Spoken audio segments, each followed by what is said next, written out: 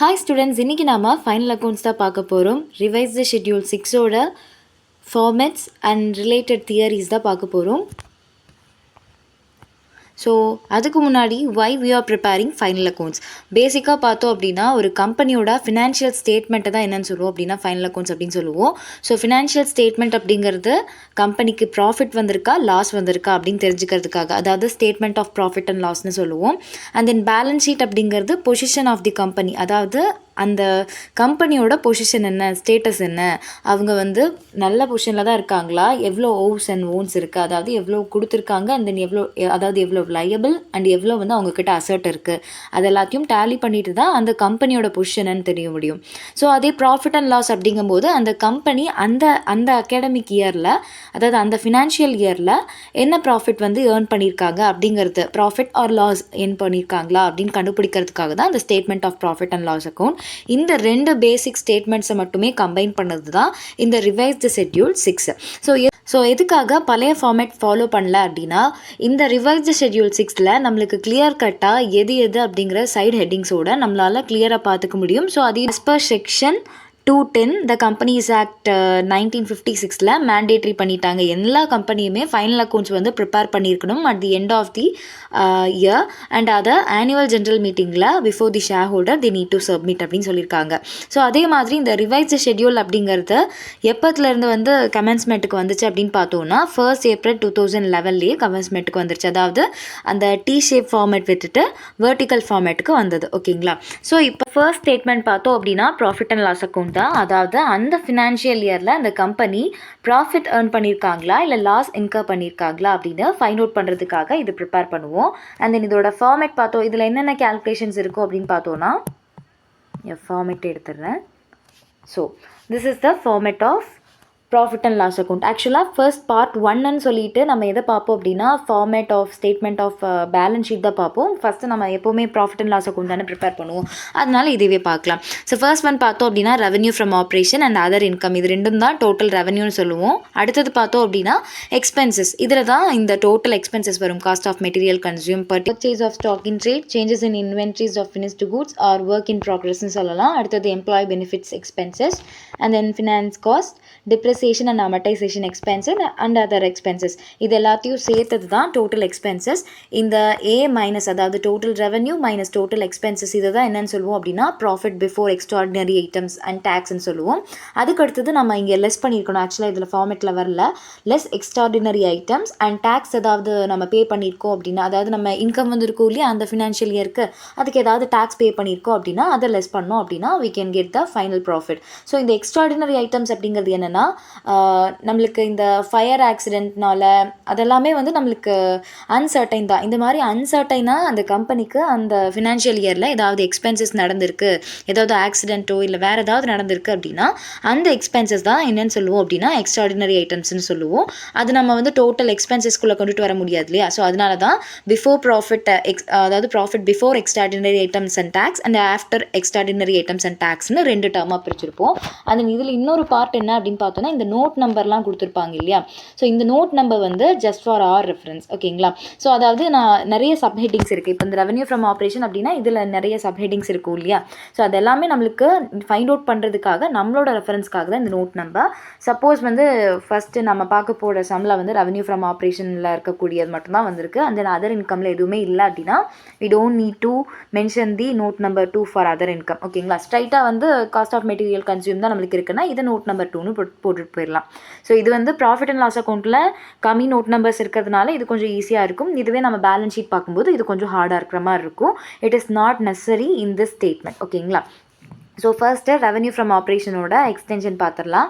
So revenue from ஆப்ரேஷனில் பார்த்தோம் அப்படின்னா 2 நோட்ஸ் தான். அதாவது கிராஸ் ப்ராஃபிட் அண்ட் தென் பார்த்தோம் அப்படின்னா இங்கே பேட் டெபிட்ஸ் ரியலைஸ்னு இருக்குது. ஆக்சுவலாக இங்கே சேல்ஸ் இருக்கணும். ஓகேங்களா? இது நான் மிஸ்டேக்கில் மென்ஷன் ஆயிருக்கு. So gross profit and sales இது ரெண்டும் சேர்ந்தது தான் revenue from operation. And then other இன்கம்னு பார்த்தோம் அப்படின்னா discount received and commission received mention ஆகலை, கமிஷன் ரிசீப்ட் இருக்கணும். ஸோ இது மொத்தமாக ரெவன்யூ ஃப்ரம் ஆப்ரேஷன் அப்படிங்கும்போது கிராஸ் ப்ராஃபிட் அண்ட் சேல்ஸ், அதை நம்ம நோட் நம்பர் 1ன்னு காமிச்சிருப்போம். அண்ட் தென் நம்மளுக்கு suppose commission received discount received இருந்துச்சுன்னா அதை அதர் இன்கமில் காமிச்சிருப்போம். இந்த 4 சேர்ந்தது தான் என்ன அப்படின்னு பார்த்தோம்னா total total revenue. And then expenses பார்க்கும்போது காஸ்ட் ஆஃப் மெட்டீரியல் கன்சியூம்டு இந்த நோட் நம்பர் 3லேயே நிறையா வந்திருக்கும். ஓகேங்களா. ஸோ அதாவது காஸ்ட் ஆஃப் மெட்டீரியல் கன்சியூம் அப்படிங்கும்போது மேக்ஸிமம் என்ன அப்படின்னா நம்ம பர்ச்சேஸ் பண்ணியிருப்போம் இல்லையா, purchase opening stock minus closing stock இருக்கும் இல்லையா, அதுதான் சொல்லியிருப்பாங்க. And then purchase of stock in trade ஏதாவது இருந்துச்சுன்னா அது, ஒர்க் இன் ப்ராக்ரஸில் ஏதாவது இருந்துச்சுன்னா அது எல்லாத்தையும் நம்ம நோட் நம்பர் 3க்குள்ளே கொண்டுட்டு வந்திருப்போம். சப்போஸ் நம்ம இங்கே போட்டிருந்தோம்னா ஆக்சுவலாக நோட் நம்பர் 3 இல்லை, அதர் இன்கம் இல்லை அப்படின்னா இது நம்ம நோட் நம்பர் 2ன்னு கொடுத்துருப்போம். அடுத்தது நெக்ஸ்ட் பார்த்தோம் அப்படின்னா employee benefit expenses. So employee benefit expenses அப்படிங்கும்போது எம்ப்ளாய்க்கு பெனிஃபிட் பட் கம்பெனிக்கு எக்ஸ்பென்சஸ். அது என்ன அப்படின்னு பார்த்தோம்னா எம்ப்ளாய்க்கு என்ன பெனிஃபிட், அவன் ஒர்க் பண்ணுறாங்க அப்படின்னா அவங்க லேபராக இருந்தாங்க அப்படின்னா நம்ம வேஜஸ் கொடுத்துருப்போம். அந்த எம்ப்ளாயியாக இருந்தாங்க அப்படின்னா நம்ம சேலரி கொடுத்துருப்போம் இல்லையா. இதுதான் நம்மளுக்கு வந்து எக்ஸ்பென்சஸ் பட் எம்ப்ளாய்க்கு வந்து பெனிஃபிட். அந்த ரெண்டு தான் இங்கே இதில் ஆட் ஆகிருக்கும். அண்ட் தென் ஃபினான்ஸ் காஸ்ட் அப்படிங்கும்போது எனக்கு ஏதாவது பிஸ்னஸில் இன்ட்ரெஸ்ட் வந்திருக்கு அப்படின்னா அது எல்லாத்தையும் ஃபினான்ஸ் காஸ்ட்குள்ளே கொண்டுட்டு வந்திருப்போம். அதாவது இன்ட்ரெஸ்ட் நான் வந்து கண்டிப்பாக டிபென்ச்சர் ஹோல்டருக்கு இன்ட்ரெஸ்ட் கொடுத்துருப்பேன் இல்லையா, interest on debentures. And bank over draft ஏதாவது எடுத்திருக்கோம் அப்படின்னா அதுக்கு இன்ட்ரெஸ்ட் இருந்துச்சுன்னா அந்த interest on debentures and interest on bank over draft இது ரெண்டுமே ஃபினான்ஸ் காஸ்ட்டில் வந்திருக்கும். அடுத்தது டிப்ரிசியேஷன் அண்ட் அமர்டைசேஷன் எக்ஸ்பென்சஸ் அப்படிங்கும்போது கம்பெனியில் நம்மளுக்கு பில்டிங் அண்ட் மெஷினரிஸ்லாம் இருக்கும் இல்லையா, அதுக்கு ஏதாவது டிப்ரிசியேஷன் இருந்துச்சு அப்படின்னா அந்த டிப்ரிசியேஷன் கேல்குலேட் பண்ணி இங்கே கொண்டு வந்திருப்போம். அண்ட் தென் அதர் எக்ஸ்பென்சஸ் அப்படிங்கும்போது ஸோ இது எல்லாமே அதை நம்ம முன்னாடி பார்த்த எக்ஸ்பென்சஸ் தாண்டி மற்றது எல்லாமே அதர் எக்ஸ்பென்சஸில் வந்து வந்திருக்கும். அதாவது ஆப்ரேட்டிங் எக்ஸ்பென்சஸ் எல்லாமே அதர் எக்ஸ்பென்சஸில் வந்திருக்கும். ஸோ ஸ்டேஷ்னரி அண்ட் போஸ்டேஜ் நம்ம ஏதாவது ஸ்டாம்ப்லாம் பே பண்ணியிருப்போம் இல்லையா, அதுக்காக வந்தது. அண்ட் தென் கம்பெனிக்கு ஏதாவது ஸ்டேஷ்னரிஸ் வாங்கியிருப்போம் இல்லையா, அது எல்லாமே அதர் எக்ஸ்பென்சஸில். அண்ட் தென் நம்ம கம்பெனி வந்து கண்டிப்பாக ஓன் லேண்டாக இருக்கும்னு சொல்ல முடியாது, அதுக்கு ஏதாவது ரெண்ட் பே பண்ணி கூட நம்ம கம்பெனி வச்சுருக்கலாம். ஸோ அந்த rents and rates and tax இதெல்லாமே. And then electricity charges, telephone charges, bank charges, insurance premium, auditors fees, ஏதாவது எஸ்டாப்ளிஷ்மெண்ட் இருந்துச்சுன்னா அதுக்கான expenses, office expenses, administrative expenses, and then general expenses, printing and ஸ்டேஷ்னரிக்காக, postage and டெலிகிராம்காக, இது எல்லாமே operating தான். And then bad debits written off, selling expenses, distribution expenses, advertisement, discount நாம் ஏதாவது அலோவ் பண்ணியிருக்கோன்னா அது. ஏன்னா நான் வந்து 100 rupeesக்கு சேல் பண்ணுறத ஓகே கஸ்டமர் ரெகுலர் கஸ்டமராக இருக்காங்க அப்படின்னு சொல்லிட்டு ஒரு 20 rupees கம்மி பண்ணிக்கிறேங்க அப்படின்னு சொன்னேன்னா ஆக்சுவல் காஸ்ட்டை விட நான் 20 rupees கம்மி பண்ணுறேன். ஸோ அப்போ வந்து எனக்கு அந்த 20 rupees லாஸ் தான். ஸோ அதை நான் எங்கே பேர் பண்ணிப்பேன் அப்படின்னு பார்த்தோன்னா அதர் எக்ஸ்பென்சஸில் டிஸ்கவுண்ட் அலோவ் பண்ணியிருக்கேன் அப்படிங்கிற நேமில் கொடுத்துருவோம். இதுவே டிஸ்கவுண்ட் ரிசீவ்ட் அப்படிங்கும்போது நம்மளுக்கு எங்கே வந்திருக்கும் தெரியும் இல்லையா, நம்ம எக்ஸ்ட்ராவாக இன்கம் மாதிரி தான். ஏன்னா வந்து நான் டிஸ்கவுண்ட் 100 rupeesக்கு வாங்க வேண்டிய பொருளை நான் 80 rupeesக்கே வாங்கிட்டேன் அப்படிங்கும்போது எனக்கு 20 rupees ப்ராஃபிட் அப்படிங்கிறதுனால டிஸ்கவுண்ட் ரிசீவ்னு போட்டிருப்போம். அது இன்கம் சைடில் வந்திருக்கும். இங்கே டிஸ்கவுண்ட் அலவுட் அப்படிங்கிறது வந்து நம்மளுக்கு எக்ஸ்பென்சஸ். அண்ட் தென் ட்ராவலிங்காக ஏதாவது கமிஷன் பே பண்ணி ட்ராவலர்ஸ்க்கு ஏதாவது கமிஷன் பே பண்ணியிருக்கோன்னா அது. அடுத்தது கேரியேஜ் அவுட்வேர்ட்ஸ். இதில் கேரியேஜ் இன்வேர்ட்ஸ் அப்படின்னா என்னோடய பர்ச்சேஸ் ரா மெட்டீரியல் வந்து கம்பெனிக்குள்ளே வந்ததுக்காக நம்ம பே பண்ணுறது கேரியேஜ் இன்வேர்ட்ஸ். அது வந்து நம்ம எங்கே ஆட் பண்ணியிருப்போம் அப்படின்னு பார்த்தோன்னா முன்னாடி ஆட் பண்ணியிருப்போம். கேரியேஜ் அவுட்வேர்ட்ஸ் அப்படிங்கும்போது நம்மளோட ஃபினிஷ்டு கூட்ஸ் வந்து வெளியில் போகிறதுக்காக நம்ம சார்ஜ் பே பண்ணுவோம் இல்லையா, அது கேரியேஜ் அவுட்வேர்ட்ஸ் அப்படின்னு சொல்லுவோம்.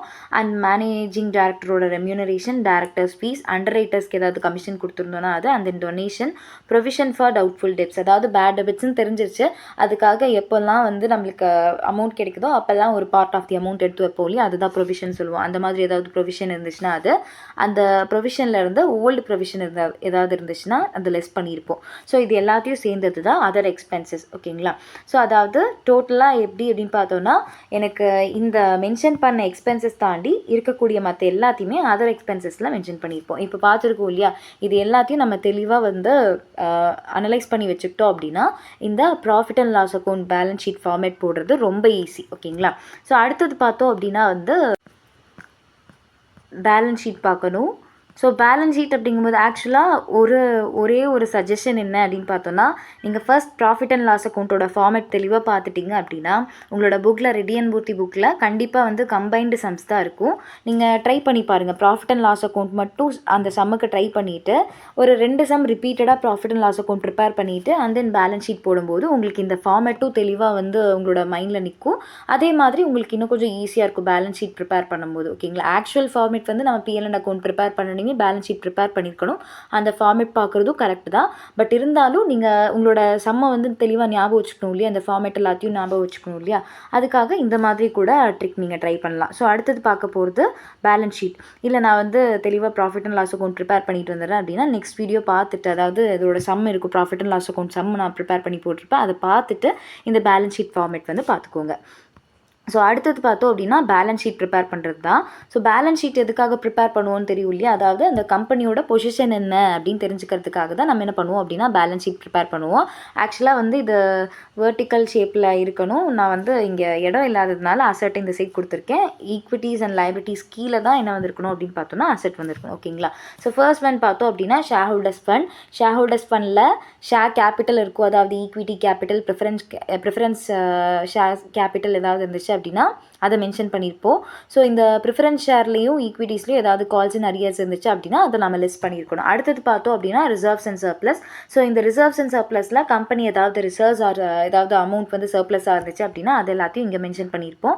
அந்த நான் கரண்ட் லைபிலிட்டி சொன்னேன் இல்லையா, எதுக்காக அந்த டி ஃபார்மேட் விட்டுட்டு இதுக்கு போடுறோம் அப்படின்னா பர்டிகுலராக ஷேர் ஹோல்டர்ஸ் பண்ணால் என்னன்னு தெரிஞ்சுக்க முடியும். அதே மாதிரி நான் கரண்ட் லைபிலிட்டிஸ் அப்படின்னா என்னென்னு ஃபைண்ட் அவுட் பண்ணிக்க முடியும், அதுக்காக தான். ஸோ அடுத்தது பார்த்தோம் அப்படின்னா நான் current liabilities, long term borrowings வந்திருக்கும். அண்ட் தென் கரண்ட் லைபிலிட்டிஸ் அப்படிங்கும்போது short term borrowings, trade payable, short term provision, other current liabilities, இது எல்லாத்தையும் ஆட் பண்ணோம் அப்படின்னா டோட்டல் லைபிலிட்டிஸ் கிடச்சிருக்கும். ஆக்சுவலாக வந்து நான் கரண்ட் லைபிலிட்டிஸில் லாங் டேர்ம் பாரோவிங்ஸ், அது கூடயே deferred tax liability, other long term liabilities and then long term provisions வந்திருக்கும். மேக்ஸிமம் நம்மளோட ரெடியன் புக்கில் எதெல்லாம் வந்து ரிப்பீட்டடாக வந்து கவர் ஆகுதோ அதை மட்டும்தான் இங்கே கொடுத்துருப்பேன். இருந்தாலும் உங்களோட புக்கில் இருக்கக்கூடிய ஃபார்மேட்டையும் ஒன்ஸ் வந்து பார்த்துக்கோங்க. பேஜ் நம்பர் 7.6 இருக்கும் கண்டிப்பாக. ஸோ அதை பார்த்துக்கோங்க. அண்ட் தென் கரண்ட் லைபிலிட்டி அப்படிங்கும்போது short term provision, trade payable, short term borrowings and other current liabilities இதெல்லாம் சேர்த்தது தான் total liabilities. And then asset side பார்த்தோம் அப்படின்னா tangible, intangible asset and non current investment ஏதாவது இருந்துச்சுன்னா, அண்ட் தென் கரண்ட் அசட் அப்படிங்கும்போது trade receivable, short term loans and advances, other current asset, closing stock கண்டிப்பாக mention பண்ணியிருப்போம். And then cash and cash equivalent. So இது எல்லாத்தையும் add பண்ணால் total asset கிடச்சிருக்கும். So இந்த ரெண்டும் ஈக்குவலாக இருக்கா அப்படிங்கிறத பார்க்கணும். இதோட எக்ஸ்டென்ஷன் அதாவது ஷேர் கேபிட்டலாம் அதில் என்னெல்லாம் இருக்கும் அப்படின்னு பார்ப்போம். ஸோ ஷேர் கேபிட்டல் அப்படிங்கும்போது முன்னாடி சொன்ன மாதிரி equity share capital and preference share capital, ஏதாவது கால்ஸ் அண்ட் அரியர்ஸ் இருந்துச்சுன்னா அதை லெஸ் பண்ணியிருக்கணும். And then reserves and surplus அப்படிங்கும்போது பிகினிங் இயரில் இருந்தது, அண்ட் தென் சர்ப்ளஸ் அந்த ஃபினான்ஷியல் இயரில் இருந்தது. அண்ட் தென் கம்பெனியில் ப்ராஃபிட் வந்துச்சுன்னா ப்ராஃபிட் ஆட் பண்ணணும். அதாவது முன்னாடி profit and loss account statement prepare பண்ணுவோம் இல்லையா பார்ட் 2ல். ஸோ அதில் இருக்கக்கூடிய ப்ராஃபிட்டாக இருந்துச்சுன்னா ஆட் பண்ணியிருக்கணும். அண்ட் தென் லாஸாக இருந்துச்சுன்னா லெஸ் பண்ணியிருப்போம். அது இல்லாமல் அப்ரோப்ரியேஷன் அப்படிங்கும்போது interim dividend and corporate dividend இது எல்லாத்தையும் லெஸ் பண்ணியிருக்கணும். அதுக்கப்புறமாவதும் ஏதாவது general reserve and capital reserve இருந்துச்சுன்னா அதையும் நம்ம மென்ஷன் பண்ணியிருக்கணும். அடுத்தது பார்த்தோம் அப்படின்னா வந்து long term borrowings, unsecured loans. Maximum நம்ம ரெடியன் மூர்த்தி புக் ஃபாலோ பண்ணுறீங்க அப்படின்னா டிபென்ச்சர்ஸ் அண்ட் அன்செக்யூர்ட் லோன்ஸ் தான் வந்திருக்கும்.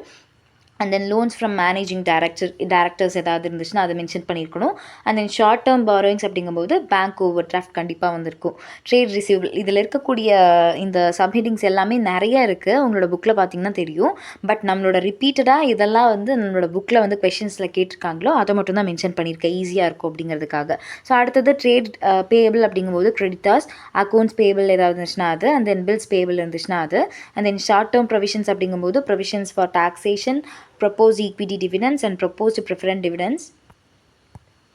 And then other current liability அப்படிங்கும்போது interim dividend payable, corporate dividend tax payable, debentures interest, இது எல்லாமே அவுட்ஸ்டாண்டிங், மேக்ஸிமம் அவுட்ஸ்டாண்டிங் இதெல்லாம் வருதோ அதெல்லாமே இங்கே மென்ஷன் பண்ணியிருப்போம். இன்கம் அசர்ட்னு பார்க்கும்போது டேஞ்சிபிள் அசட், அதாவது ஃபிக்ஸ்ட் அசட்னு இதெல்லாம் சொல்லுவோம், லேண்ட் பில்டிங் மிஷினரிலாம் சொல்லுவோம் இல்லையா, அது எல்லாத்தையும் ஆட் பண்ணியிருக்கணும். அண்ட் தென் அதில் ஏதாவது டெப்ரிஷியேஷன்ஸ் இருந்துச்சு அப்படின்னா அதை லெஸ் பண்ணியிருக்கணும். அண்ட் தென் இன்டான்ஜிபிள் அசட் அப்படிங்கும்போது குட்வில், பேட்டன்ட், காப்பிரைட்ஸ் இது எல்லாமே வந்து நம்ம மென்ஷன் பண்ணியிருக்கணும்.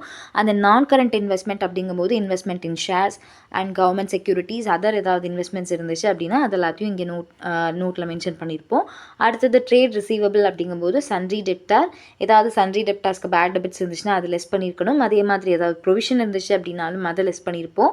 அண்ட் தென் பில்ஸ் ரிசீவபிள் இருந்துச்சுன்னா அதை நம்ம ஆட் பண்ணியிருப்போம். And then short term loans and advances அப்படிங்கும்போது prepaid expenses, accrued income and outstanding income இருந்துச்சுன்னா அதை மென்ஷன் பண்ணியிருக்கணும். அது and in other current asset, discount on debentures, technical know how, promotion expenses, income tax paid and ஏதாவது disputes இருந்துச்சுன்னா அது இது எல்லாத்தையும் மென்ஷன் பண்ணியிருப்போம். And then closing stock and inventory அப்படிங்கும்போது closing stocks and inventory at the end of the year stock ஏதாவது இருந்துச்சுன்னா அது எல்லாத்தையுமே மென்ஷன் பண்ணியிருப்போம். And then cash and cash equivalent அப்படிங்கும்போது already we know cash in hand, cash at hand, and then cash in hand, cash at bank, bank balance, cash balance and பேங்க்கோட current அக்கௌண்ட்டில் இருக்கக்கூடிய amount இதெல்லாமே cash and cash ஈக்வலண்ட்டில் mention பண்ணியிருப்போம். So இது எல்லாத்தையும் இருக்கக்கூடிய சப்ஹெட்டிங்ஸ் எல்லாத்தையும் ஃபஸ்ட்டு நம்ம என்ன பண்ணுவோம் அப்படின்னா ஒர்க்கிங் நோட்ஸாக ப்ரிப்பேர் பண்ணதுக்கப்புறமா இந்த ஃபைனல் ஸ்டேட்மெண்ட்டில் நம்ம ஜஸ்ட் மென்ஷன் பண்ணிவிட்டு டோட்டல் வந்து ஃபைண்ட் அவுட் பண்ணுவோம். ஓகேங்களா?